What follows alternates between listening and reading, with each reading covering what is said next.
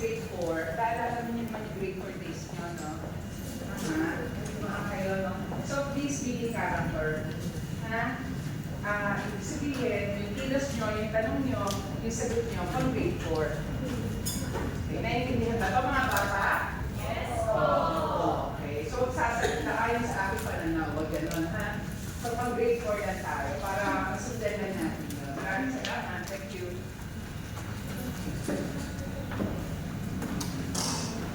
Magandang araw, grade 4 mabait. Ngayon, maaari pa kayo magsitayo para sa ating panalangin. Aliyah, pwede mo mapanguna ng ating panalangin? Dapat manalangin tayo.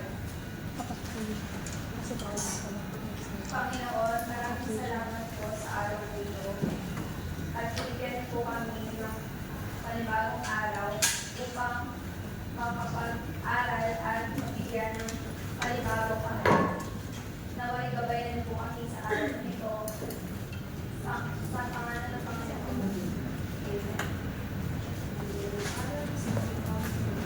Ayan, maraming salamat. Ngayon, maaari pa kayo magsimpa. Ay, papatingnan mo natin yung mga ilan ng upo at kung ito yung mga kalat. At kung wala naman, ay pakiayos ang inyong upuan bago kayo magsimpa. Ayan. Magandang araw ulit, paper mabait. Ako nga pala si Teacher Mori. Ngayon, kamusta kayo ngayong araw? Kamusta kayo ngayong araw?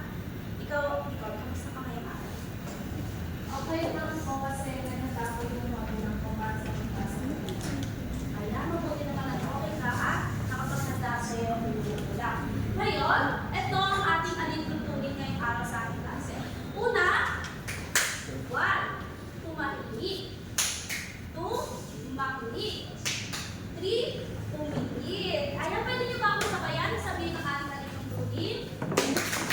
1. Tumahimik. 2. Makinig. 3. Tumingin. Ayan, ang gagaling naman ninyo. Ayan yung malitutunin natin sa klase para maging maayos at mapayapa ang ating school. Ngayon, ito naman ang ating layunin. Sa pagtatapos ng klase, ang mga mag-aaral ay inaasahan na maaari gawin magbasa ng A to Z. Teacher! Okay, Shiro? Sa pagtatapos na klase, ang mga mag-aaral ay inaasahan na A. Nakapagkakambing ng mga katulad at nakakaiba ng sarili at kapwa. B. Nakakapagbigay natin sa kapwa sa kadena ng pagkakaiba-iba. At C. Nakakabuo ng mga paraan upang itaguyod ang pagkakapantay ng bawat isa sa kabila ng pagkakaiba-iba. Yan, maraming salamat. Ayan dapat, sa pagtatapos ng klase natin, ay marunong na kayong makapagkamping ng pagkakatulad at pagkakaiba natin sa sarili at kapwa. At pangalawa, dapat marunong na kayong makapagbigay ng galang sa kapwa natin kahit na may pagkakaiba-iba kayo. At pangatlo, dapat marunong na kayo bumuo ng mga paraan para mapataguyod ang pagkakapatay-pantay ninyo sa kabila ng pagkakaiba. Naintindihan ko ba? Oo! Ngayon, may papakita si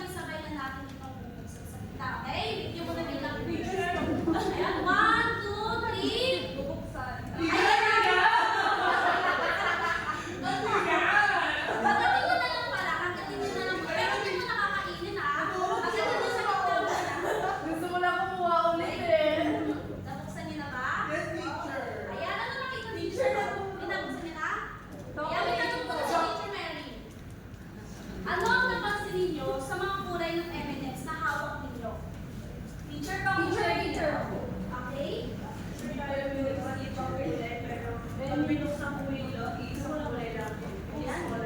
Ayan, tama. May pagkakaiba ng kulay. Ngayon, nung binuksan natin, di ba, binuksan natin siya sa gitna? Ano ang nakita ninyo sa loob ng M&M's? Teacher. Chocolate. Chocolate, ayan, tama. Magkakaiba sila ng kulay, pero, ay, tanong ko lang muna. Pare-pares pa kayo nung nakita sa loob? Nakita ninyo na magkakaiba yung kulay ng M&M's na hawak ninyo, pero magkakapares sila sa loob. Ganito rin ba yung nakita ninyo?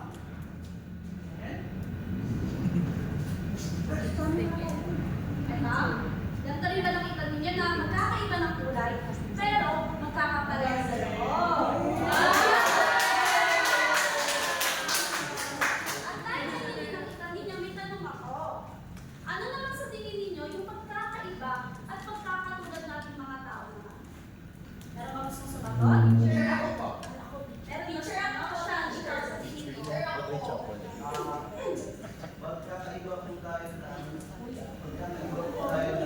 itsura pero pare-parehas po tayo sa akin. Ayan, tama. Magkakaiba tayo ng itsura, pero pare-pares lang. Sino ba gusto sumagot? Teacher, ano po, yung kulay po natin. Yung iba po may maputi, tapos yung iba naman maputi. Ayan, tama. Magkakaiba tayo ng kulay. Ngayon, Lagi matabaran na ngayon, may ibibigay sa inyo si Teacher Mary. Nakikita niyo ba itong hawak ko? Oo. Ayan. Ngayon, bibigyan ko kayo ng tig-iisang piraso na card. At kapag lahat kayo ay nabigyan ko na ng tig-iisang pirasong card, ay sasagutin niyo lamang yung mga tanong na nandito. Yung pangalan, yung petsa, at yung mga tanong na nandito. At dito sa may box ay ang gagawin nila ay bibilugan nila yung mga sagot sa mga tanong na intindihan ko ba? Opo. Ayan. Ipasa na lang sa tabi.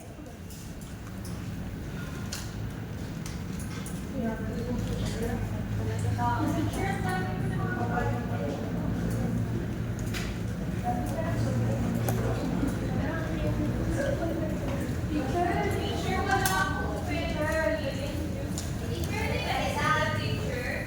Teacher, may ako ginagawa.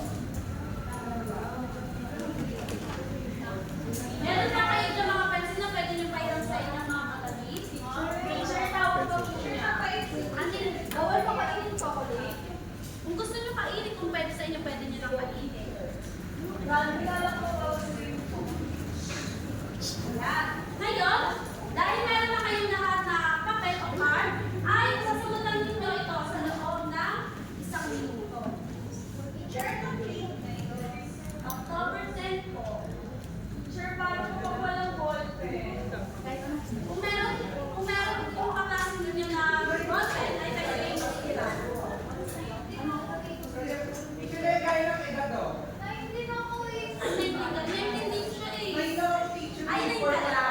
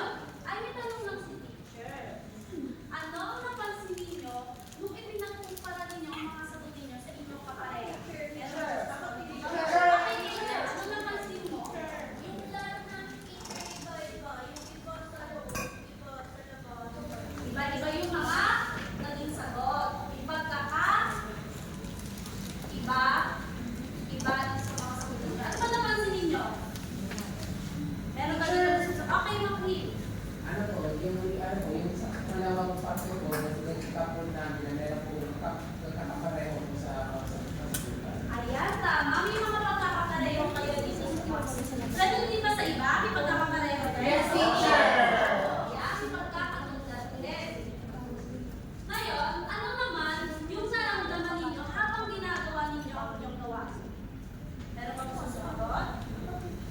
Teacher, kasi yung photo picture, kasi lalo na sa part na ano yung paborito na. Ganun po kasi Barbie. Ay, Barbie. Ayan, masaya talaga kapag Barbie yung paborito mong laro. Meron pa ba gusto sumagot?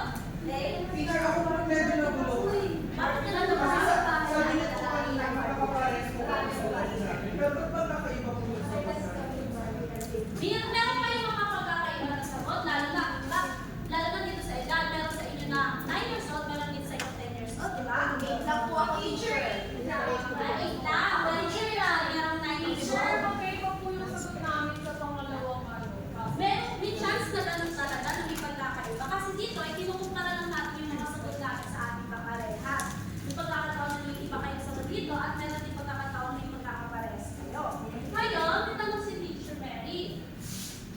Bakit kaya mahalaga na dapat kilalanin natin yung pagkakaiba at pagkakatulad natin sa isa't isa? Teacher ako. Meron pa ba gusto sumagot? Ria? Bakit kaya mahalaga na dapat kilalanin natin yung pagkakaiba at pagkakatulad natin sa isa't isa? Para po, alam natin kung paano makikitungo sa kanila. Ayan, para malaman natin kung paano makikitungo sa isa't isa. Teacher, ako po. Sige, Alia. Para po, pag po, iba po sila sa atin, hindi po natin sila away. Ayan, para hindi awayin. Ngayon, itanong naman si Teacher Mary.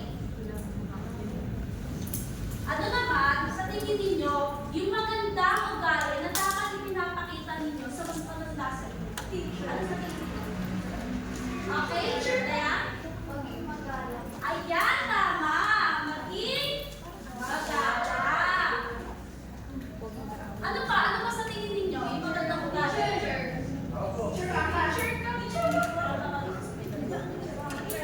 Okay? Ayan. Teacher, dapat maging mabait. Hindi ka gaya niya. Inaaway niya kung paano ako sa Chinese garden daw. Dapat hindi kayo nag-aaway. Dapat maging magalang kayo sa pagkakaiba ninyo. Di ba?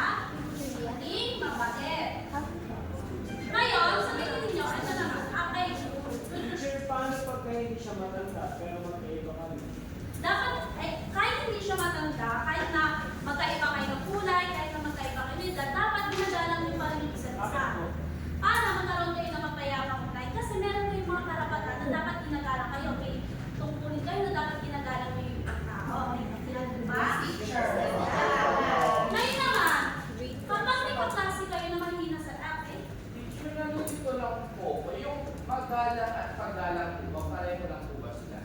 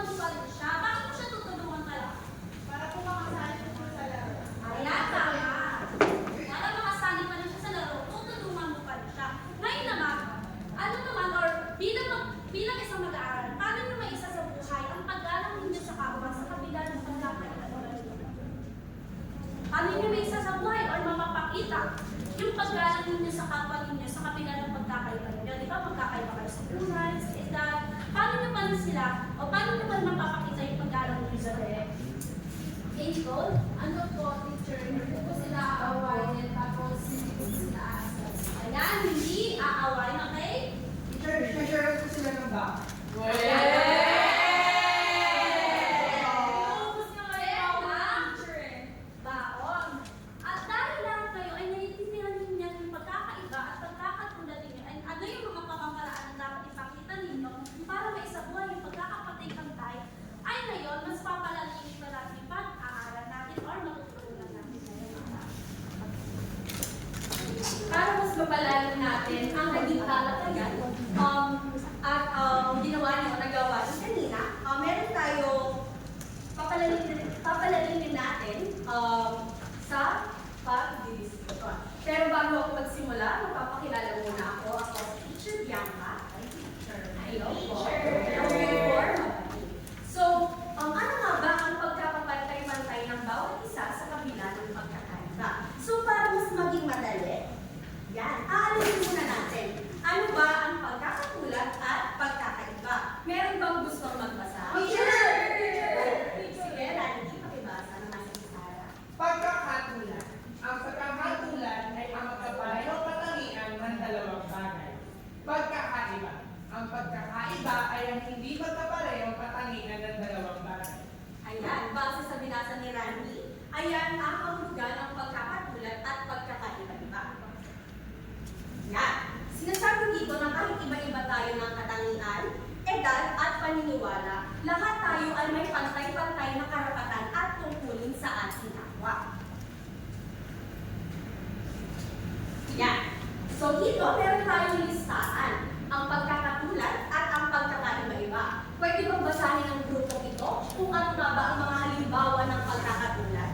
Teacher, hindi ko mabasa. Nababasa ko. Masalamit ko kasi nasa likod sila. Pero sige, lalaman po natin.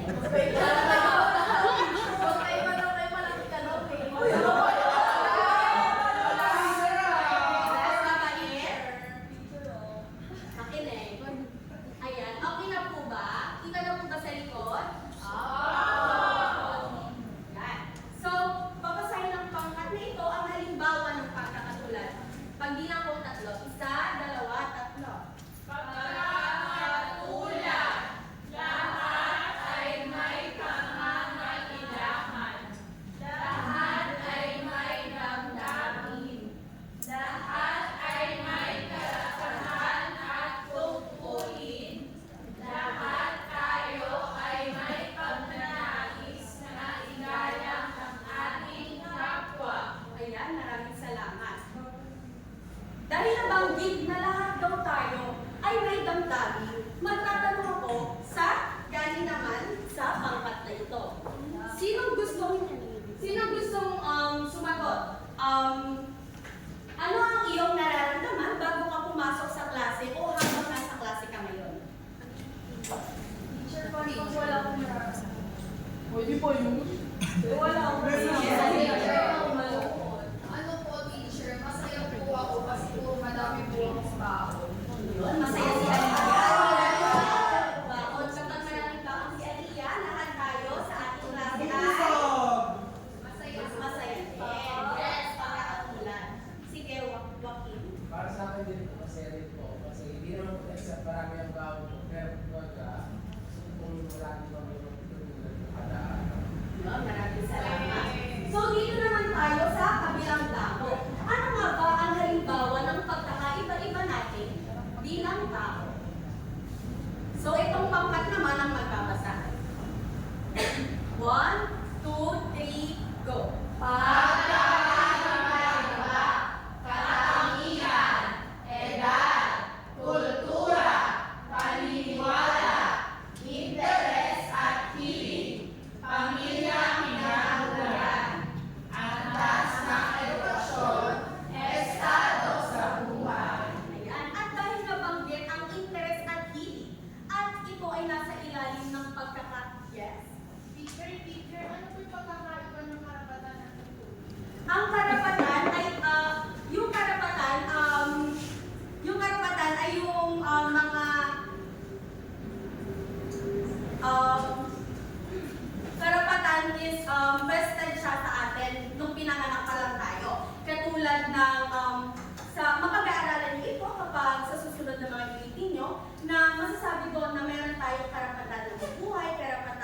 na mabihisan, karapatan na mag-aral. And under din dito, yung karapatan natin mag-aral.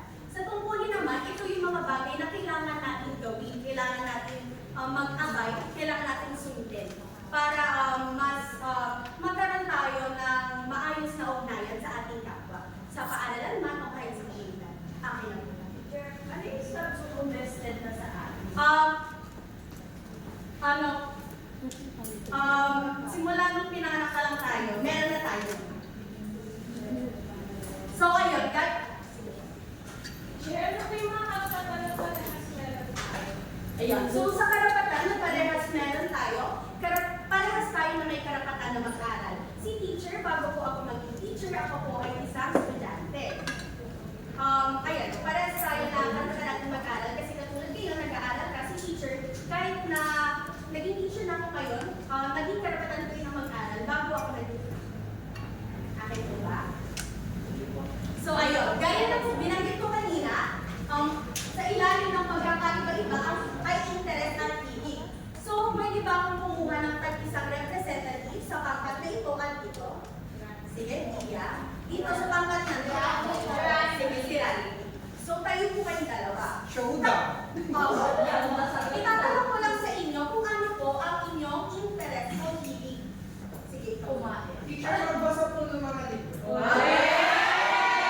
Maganda yun, ay para bata pa lang tayo, marunong na tayo magbasa at hanggang paglaki dadalhin natin yan. Ikaw, Dia. Ako teacher, gusto ko natin nagpo-color. Nagko-color.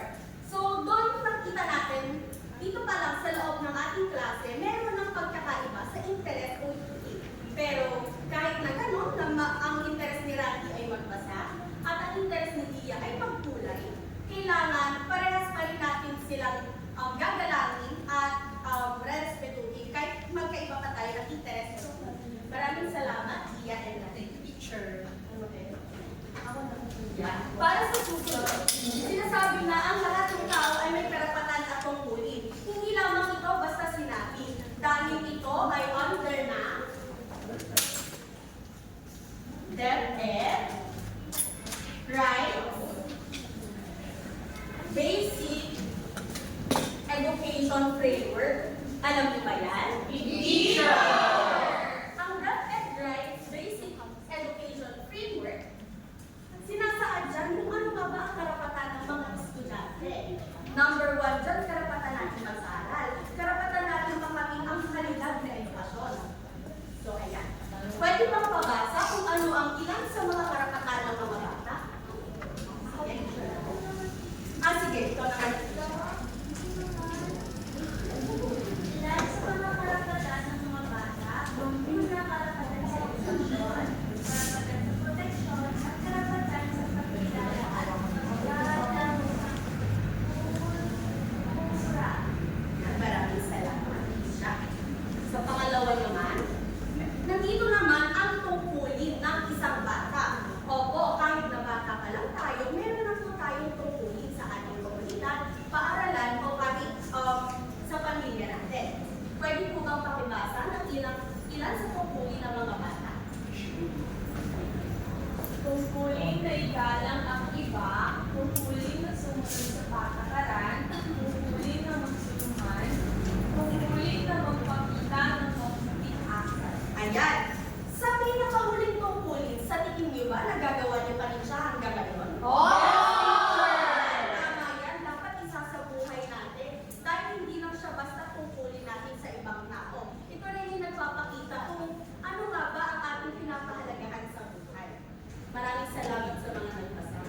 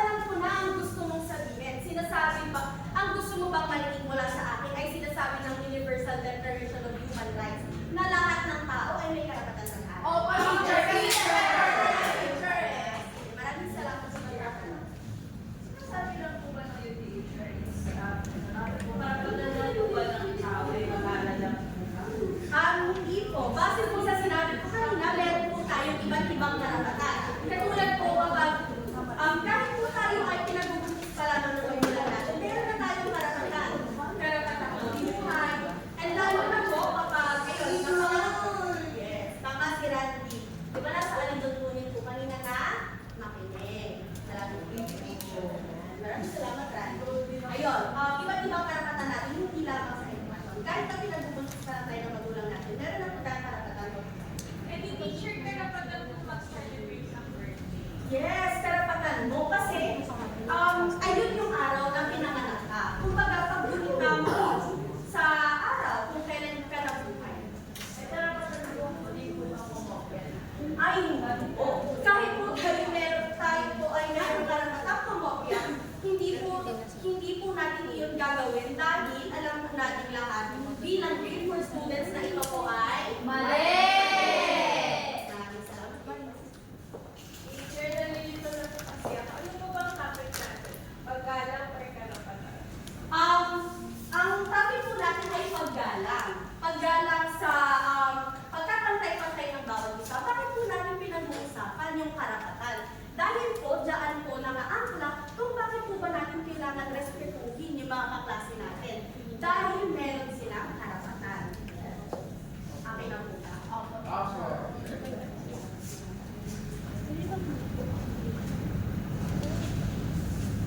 Yeah. So, Teacher, ibig sabihin sa karapatan lang po yung paggalang.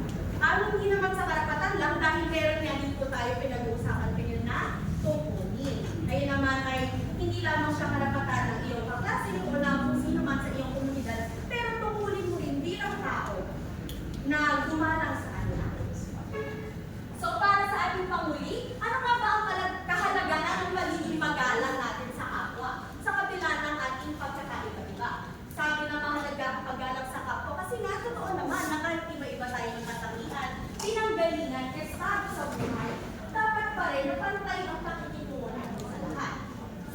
Kasi kapag gano'n, pantay ang pakikitungo natin sa lahat, magkakaroon tayo ng magandang ugnayan sa mga tao sa ating paligid, sa paaralan man o sa ating komunidad. Para mas mapalalim pa, o para masubok natin ang inyong nalaman sa ating diskusyon, meron tayong groupings. Gusto nyo ba ng groupings? Yes, Yan. teacher! Sa ating groupings, hahatiin nyo ang itong pangkat. Para madali na lang, ito ang unang pangkat at ito ang pangalawa. Ano po ang gagawin natin? Makinig po muna sa panuto. Ito po ay isang acrostics. So, ito po ay nakalagay pagkapantay. So, lahat ng miyembro ng grupo, maglalagay dito ng mga paraan kung paano natin maitataguyod ang pagkapantay-pantay natin kahit na meron po tayong pagkakaiba. Naiintindihan po ba? Or may katanungan po sa panuto? Naiintindihan, teacher! Magbibigay ako ng isa kay Nicole at isa kay teacher. Bibigyan ko kayo ng 5 minuto para mag-work on dyan sa worksheet nyo. Mag-circle kami, teacher. Mag-circle kami. Pwede naman, square ka lang. Gusto ko star. Serial Teacher, pwede po Pwede. Teacher, pwede sentence. Pwede po. Pwede din phrase.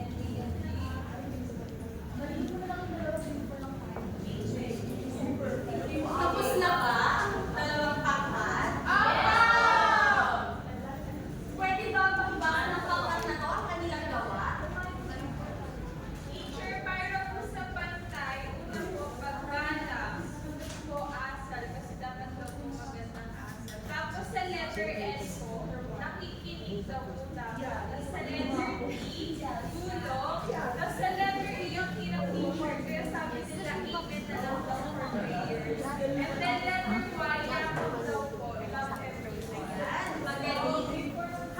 Paano naman dito sa kabila si Chloe Chloe? and Chloe.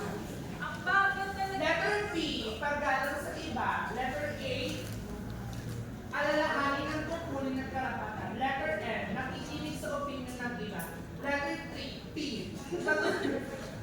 tratuhin ng tama ang tama. Letter A, alamin mo ang karapatan mo. Letter Y, yes, galing tapos na.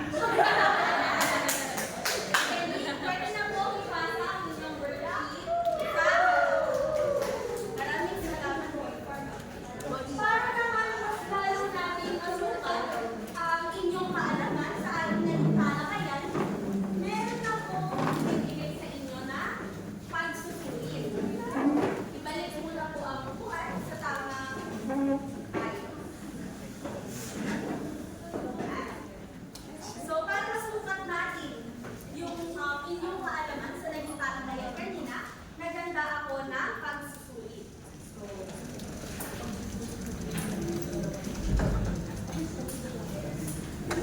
Haba naman.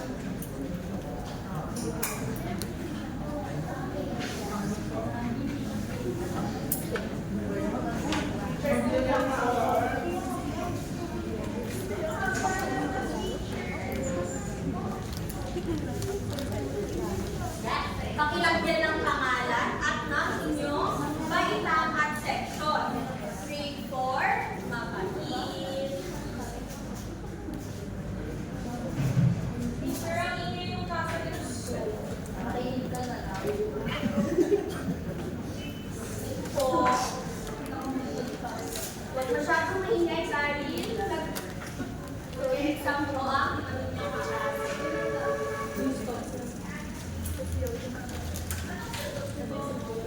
Ay, ako sa teacher.